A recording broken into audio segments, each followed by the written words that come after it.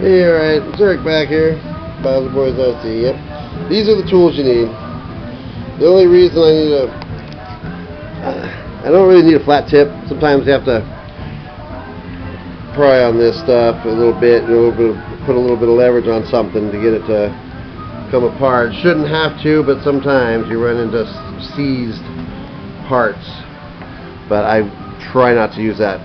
Phillips screwdriver and a lug wrench. This lug wrench will also fit the nut on here, so that's all you need. Phillips screwdriver to undo the screws, the 3 screws, and that comes right off. But we got to take off the tires. And this is an issue that I have. I bought these blue, doesn't matter what color they are, the aluminum hex that are the clamp-on kind. The 12 there, but I bought the 7mm ones, so they're a little bit longer, so they push the tire out a little farther to give me a little more clearance on my turnbuckles here and here. And it also made it so that there's more thread. You get more thread on the outside here, because I've bottomed out with tires. You put a tire on and you go to tighten your nut down, and the nut tightens down to the end of the threads, but the tire isn't tight enough, and that's not good. So by extending out my hex hubs in there, I made it to where it was less thread on the outside. They're nice and flush when they're tight. There's no sticking out of the end.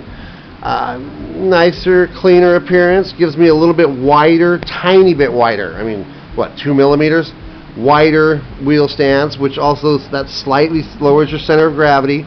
All these little things like this can, makes little improvements here and there. It's also given me, by doing this, putting those out, extending them out, I've given myself almost 100% turn radius on my remote. So, well, I also upgraded to the axial hubs, the aluminum hubs. Yeah, they're axial, 10 bucks a set for the front, 10 bucks for the back. Everything you need to put them on there.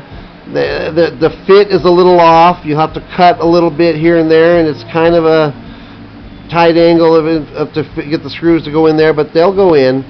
It's a temporary fix. I just wanted something strong enough to survive rock crawling and survive my new motor, but I am eventually going to replace these plastic crappy axles. I found a pair of Axial Complete all aluminum gunmetal gray and red axles. All you do is bolt them onto your truck and bolt your tires on.